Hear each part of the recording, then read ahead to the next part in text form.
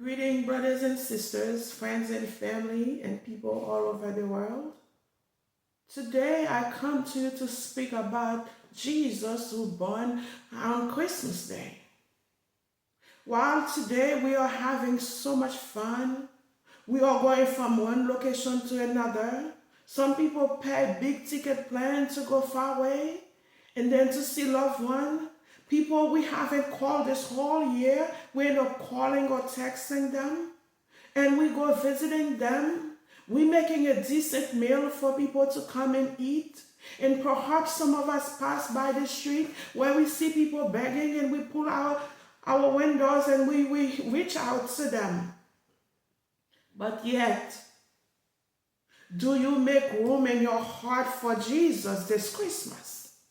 This is a question that's been pounded in my heart this week. And I was thinking about it so much, and I said, you know what? I haven't been on social media for quite some time, but I got to pass this message across for the people of God to hear it and for the world to hear it. Do you make room in your heart for Jesus this Christmas?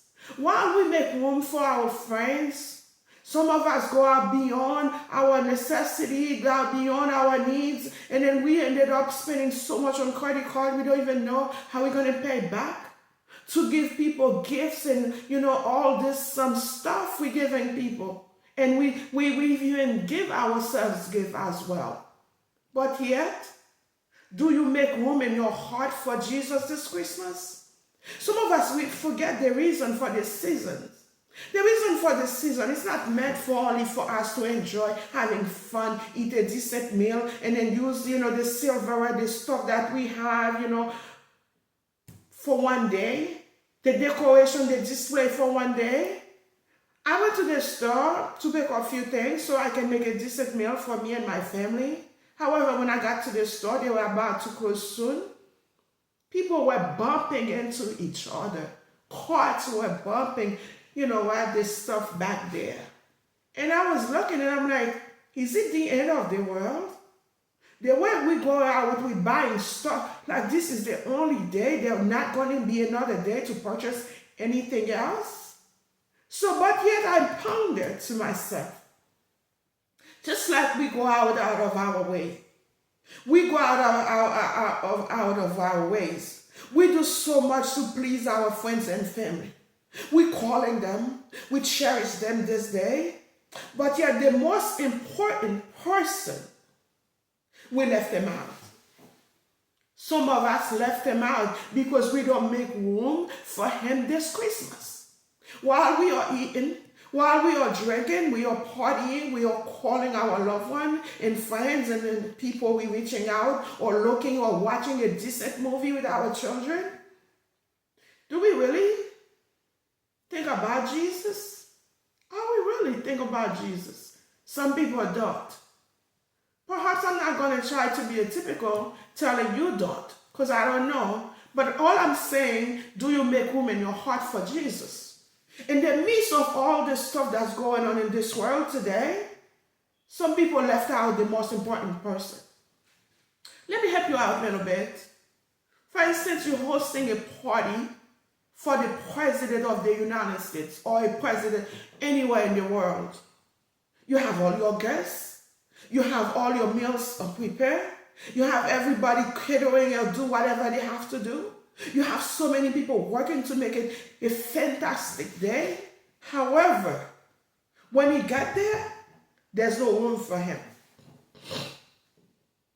Can you imagine how would he feel? Can you imagine? We wouldn't dare do something like that anyway, because we're hosting a party for the most important person in this world. We would make sure there's somebody or people waiting for him to sit him at the table, to serve him, to make sure everything goes well.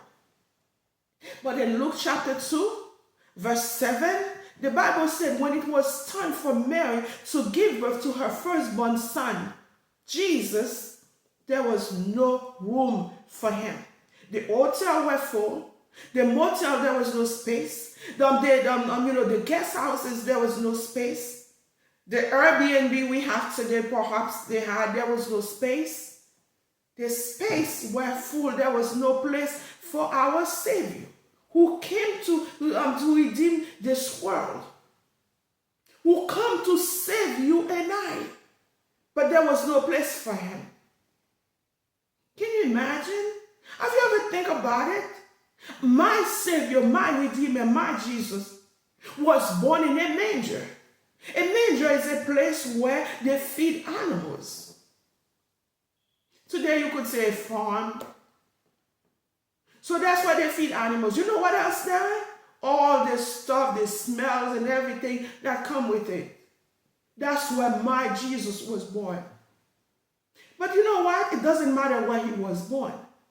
Because he didn't care. If he wanted to be born in the luxury hotel, he would. Everybody could have, just like some celebrities, people, they take the whole floor, a whole unit, just to have a single child. Jesus could have closed the whole town, shut it down for him to be born in this world. However, he chose to be born in a manger. What does that show you and I? Humility. We must lower ourselves today. Always think somebody's better than you or I. Jesus, the King of Kings, the Lord of Lords, the Savior of all Savior, the Redeemer who came to save you and I, who left his kingdom, his Father, to come in this world just to save you and I. But still, some of us still think it's only about Christmas, just to having fun, just to treat one another, giving gifts, but we left Jesus out. So today we ask again, do you have room in your heart for Jesus this Christmas? You got to make room for Jesus. If you have Christmas and you don't have room in your heart for him, believe it or not, your guests going to eat, but they're not going to be satisfied. They're going to complain at the end of the day behind your back. The food will not taste good enough.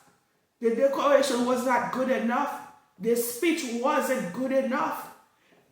This is the nature of man. We always find something to criticize.